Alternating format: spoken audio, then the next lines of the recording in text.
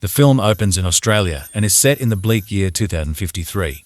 According to the narrator, after the last war, the crime rate has risen by over 800%, resulting in an overwhelming surge in the jail system. To mitigate the burden on prisons, the government has introduced the Box Rehabilitation Program, a system that provides the prisoners two choices: either volunteer to be immediately eliminated or spend their sentence in solitary confinement. Food and water will only be provided inside the box with the consent of law-abiding residents. Anyone seen making attempts to flee or helping others do so would be executed with great severity. Then one of these prison boxes contains a French woman who is imprisoned. She seems to be struggling hard to live without food or water. She eventually has her lowest breakdown because she is so overcome by the pain. As a result, she retrieves a small razor blade from a corner and fatally slashes her own neck. In the next scene, we are shown a rocky island beside numerous prison boxes.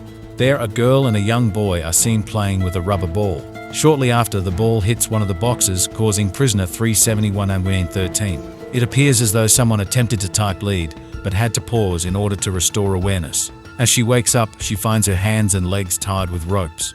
She frantically bangs on the box walls, shouting to be let out. At that moment, a woman appears on a little screen to tell her that the jury has found her guilty and has sentenced her to 7 years of rehabilitation without the possibility of release. She further asserts that her food and water will be lied to only at the discretion of citizens. She betrayed them. Hearing this, the prisoner screams and cries, insisting that she is innocent.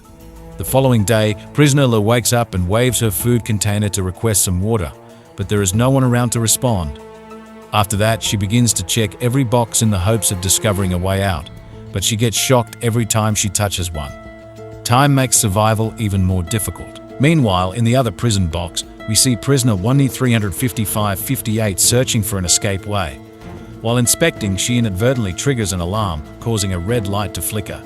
As a consequence, a sharp metal rod descends from the ceiling, which brutally impales her to death. The next morning, prisoner Lee is woken by a young woman who provides her with small food pellets and some water. After that, she begins to check every box in the hopes of discovering a way out, but she gets shocked every time she touches one. Time makes survival even more difficult. Following this, prisoner Lee spends some more days with the meager food and water, but one day she becomes overwhelmed by hopelessness and depression. As a result, she takes a rope from the floor, intending to commit the unthinkable. She starts choking herself until she runs out of breath, but in the nick of time she releases herself as she is unable to go any further. She then cries out loud, wondering what she did wrong to end up with such a fate. Over time, prisoner Lee accepts her sentence and employs various distractions in order to cope with her situation. She begins to spend her days resting and staring out a little hole. One day she reaches her hand outside and obtains the rubber ball. This acts as another means to help her pass the time. After a few weeks, the prisoner's box is moved by a drone to what looks to be a woodland, so she can now go bird watching. In the next scene, we are introduced to another prisoner with the code number 1188102.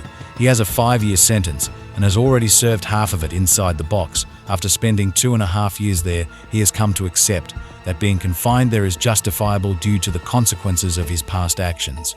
A girl in blue approaches Lee, the prisoner, early in the morning. She asks her what she's doing, to which the prisoner replies that she's serving her 7-year sentence. The girl starts a conversation, asking if she has heard of William Shakespeare. When the prisoner answers in the negative, the girl offers her a book to read, but the latter refuses to accept it, claiming that she is not permitted to do so during her rehabilitation period. In the midst of their conversation, the girl asks the prisoner to come closer, after which she holds her hands and recites some lines from Shakespeare's book, making her feel good. What lines could she have possibly read following this? The girl hands her a small bag with food pellets and bids farewell, promising to visit her again in the aftermath. It's the first human interaction in such a long time that gives prisoner Lee stimulation. As a result, she lies down on the floor and touches herself, disregarding the fact that the CCTV camera is recording everything. Later, while eating, prisoner Lee discovers a miniature book nestled within the food packet. She turns her back to the surveillance camera and opens it, only to learn that it is a copy of William Shakespeare's book. Later, prisoner Lee uses the saved water to clean herself, preventing infections from her body wounds. She then pours the used water outside through the opening, and the CCTV camera catches her, wasting the drinking water. As a result, she is transported back to the seaside. Sometime later, the same civilian girl from earlier comes to her and inquires what she did to end up here, but instead of a direct answer, the prisoner asks how the citizens decide whom to feed among all of the imprisoned people. The girl confesses that she simply strolls among the boxes, talks to the inmates, and provides them with food. She asserts that she tries to reach as many people as possible, but the bad weather often prevents her from doing so. Converse prisoner Lee tells her that she reminds her of her younger sister, who is no longer alive. The confinement period continues, and the only solace for prisoner Lee is the miniature book, which she regularly reads, hiding it from the camera. A few days later, the drone again transports her to another location. There she is approached by a citizen who taunts her by eating a juicy apple in front of her. Overwhelmed by extreme hunger, prisoner Lee pleads with a man to show her some mercy, but he rudely declines. It's my apple. He further claims that all the prisoners should be executed without any mercy. Nevertheless, he is willing to offer his apple under the condition that she allows him to fulfill his gratification. Although this is against the law, the prisoner, who is driven by starvation, reluctantly agrees to his condition. She then removes her underpants and lets him have his way. In the midst of this illicit transaction, a patrolling drone catches him and instantly opens fire, killing the lawbreaker. On the spot, one of the bullets hits the prisoner's leg, causing her great pain. Despite this, she reaches her arm outside and retrieves an apple from the deceased citizen. She immediately devours it, but to her dismay, the fruit is stuffed with worms, which prompts her to throw up. The same night, prisoner Lee wakes up to a blaring siren, and a voice tells her that she has violated the prison rule by agreeing to trade for food. This breach results in punishment of 7 days of insomnia, which the voice claims is the first and last warning. As a result of this, the subsequent days pass like hell for her because every time she closes her eyes, a huge siren emanates along with the flickering lights in a desperate bid to prevent herself from falling asleep. She bangs her head against the wall, inflicting self-harm. The prolonged sleep deprivation plunges her into a state of hallucination wherein she envisions a regal figure resembling her mirrored reflection. Eventually, the 7 days pass and her punishment comes to an end. Her tired brain finally gets the rest it craves, after which she ends up sleeping for days. One night, she hears the sound of some fireworks. She gets up to look outside and sees the blossoming sky with colorful fireworks. It turns out that the citizens are celebrating the new year. In honor of this event, an amnesty is declared for the prisoners in isolation boxes, excluding those who are politically convicted. Thus, prisoner Lee continues to serve her sentence. One day, an elderly woman walks up to the prison box and talks to prisoner Lee. She shares her own harrowing experience of enduring 15 years in a similar confinement, confessing how it molded her into a resilient yet unpleasant person. She then tosses an old, rusty razor blade towards the prisoner and walks away. In the next scene, prisoner Lee is once again approached by the same Shakespeare enthusiast from earlier. The prisoner initially believes her to be a hallucination, but the girl tells her that she's real. That's exactly what a hallucination would say. She then offers her some water and recites another paragraph from Shakespeare's book. Despite the encounter being a brief one, it somewhat provides relief from her ongoing pain. The scene then fast forwards to a few months later, and prisoner Lee's belly has gotten enlarged. Here we learn that she is now pregnant with the baby of the man who offered her the apple. Earlier during the night, the Shakespeare enthusiast girl comes to prisoner Lee and expresses her desire to rescue her from captivity. However, the security system detects the interference, which causes the alarm to go off. Sensing the imminent danger, the girl hurriedly departs, after which the siren stops.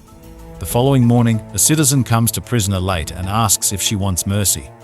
When the latter affirms, the man shows her another prison box at a distance, which she seems to have burnt down as a form of mercy.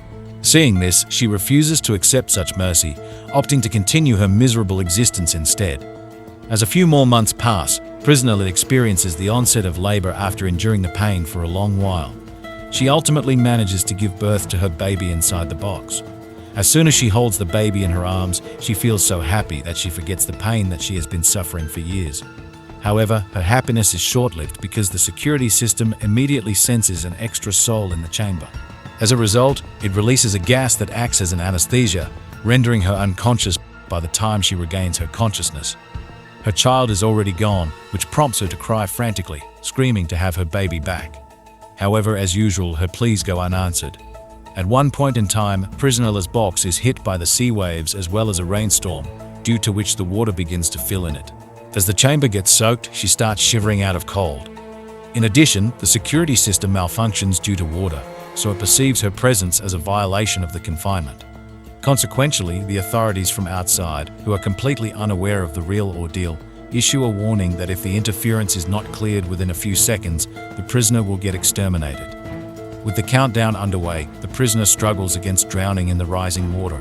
Soon after, the countdown reaches 0 and the patrolling drone shows up to transport her for extermination. But on the way, the drone is struck by lightning, causing the box to plunge into the sea. In the final scene, we see some citizens playing on the coastline when they notice a prison box that has been washed ashore along with the prisoner lead. Regardless, they choose to ignore it and walk away from the scene, abandoning the unconscious prisoner. Subscribe to more videos like this, turn on notifications, and leave a like to help the channel out.